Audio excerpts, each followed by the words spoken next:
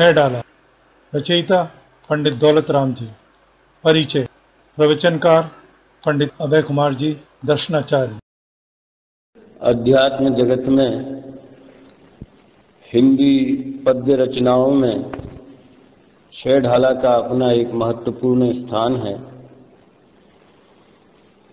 इसके स्वाध्याय का क्रम आज से अपन यहाँ प्रारंभ कर रहे हैं।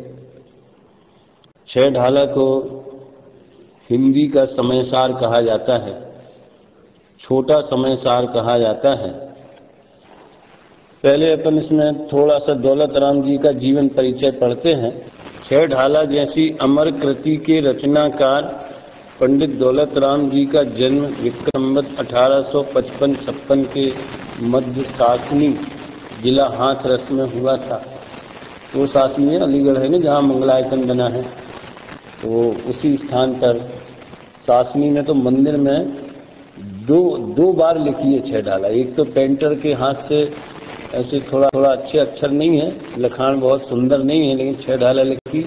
फिर उन्होंने कोई मेटल पर लिखाई हुई है, जिस मंदिर में दौलत राम जी प्रवचन करते थे वहाँ शासनी में वो है स्थान। तो लगभग पूरे 1855 और 2065 समझ लो, 210 वर्ष हुए, ये कहने का मतलब। उनके पिता का नाम टोडरमल जी था। टोडरमल जी वो तो नहीं थे मोक्षमा प्रकाशक वाले, तो दूसरे टोडरमल जी थे जो गंगटीवाल गोत्रीय पल्लीवाल जाति के थे। आपने बजाजी का व्यवसाय चुना और अलीगढ़ बस गए। आपका विवाह अलीगढ़ निवासी चिंतामणि बजाज की सुपुत्री के साथ हुआ। आपके दो पुत्र हुए, जिनमें बड़े टीकाराम जी थे। दौलत राम जी की दो प्रमुख रचनाएं हैं, एक तो छह ढाला और दूसरी दौलत विलास। छह ढाला ने तो आपको अमृतत्व प्रदान किया ही, साथ ही आपने 150 के लगभग आध्यात्मिक पदों की रचना की, जो दौलत विलास में संग्रहित हैं। सभी पद भावपूर्ण हैं और देखने में छोटे लगे घाव करें गंभीर की उक्ति को चरितार्थ कर रहे हैं। यानी बहुत प्रसिद्ध है, हम तो कबो न निजगर आए, एक सकल गे गायक तदपि निजानंद रसलीन, ये जो उनका जिनेंद्र स्तवन है, इसने भी दौलत राम जी को बहुत प्रसिद्धि प्रदान की है।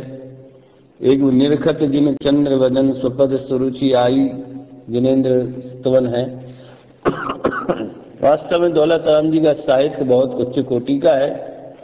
हिंदी साहित्य में जो स्थान सूर और तुलसी का सुनिश्चित है, जैन हिंदी साहित्य में वो स्थान अपन दौलत राम जी का मान सकते हैं।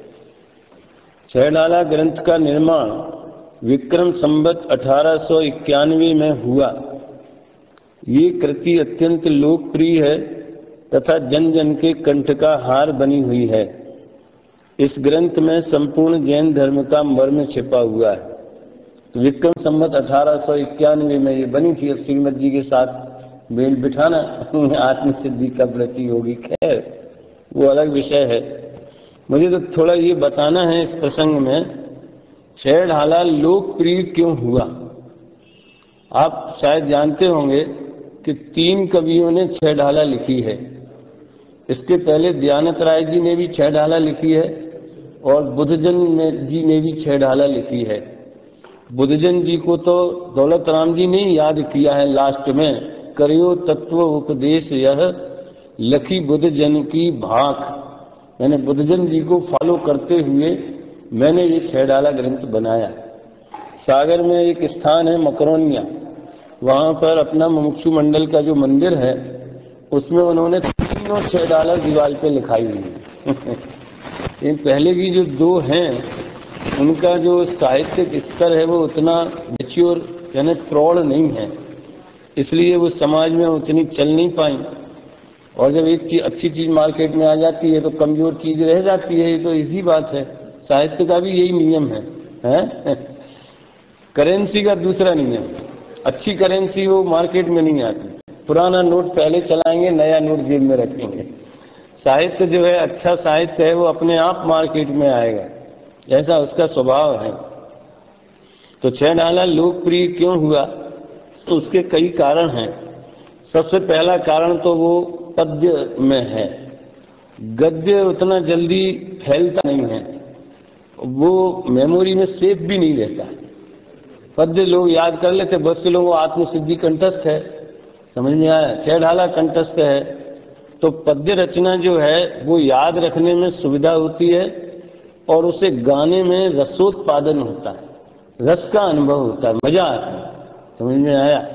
आप मोक्ष प्रकाशक की 10 लाइनें याद करें फिर उन्हें बोले यहाँ पर, हैं, अपनी अध्यात्म पाठ संग्रह के बजाय कोई दूसरी चीज गद्य रचना का पाठ करें तो बिल्कुल मजा नहीं आएगा। गद्य तो स्वयं पढ़ के आनंद लेने के लिए और प्रवचन चर्चा के लिए ही होता है, गुनगुनाने के लिए तो पद्य रचनाएं ही होती हैं। तो छह ढाला की लोकप्रियता का सबसे पहला कारण है कि वह पद्य रचना है। दूसरा कारण है कि वो हिंदी में लिखी गई है, तो उस क्षेत्र में जहां हिंदी भाषी लोग बहुत हैं, खासकर उत्तर और मध्य भारत में, तो वहां पर छह ढाला की लोकप्रियता उसकी भाषा के कारण भी। ठीक है। तीसरा कारण है कि इसमें जो विषय वस्तु है वो अध्यात्म को लेकर के है, तो अध्यात्म प्रेमी जगत में ये विशेष लोकप्रिय हो गए, ये बात स्वाभाविक है। आध्यात्मिक विषय है, पद्य रचना है, हिंदी भाषा में है, और इसकी आप गहराई देखिए। छह ढाला के बारे में एक कहावत प्रसिद्ध है, गागर में सागर भरी है। कहते दौलत राम जी ने छह ढाला ग्रंथ में गागर में सागर भर दिया है। इसका क्या अर्थ है? गागर होती थोड़ी छोटी, सागर इतना बड़ा, तो गागर में सागर कैसे आएगी?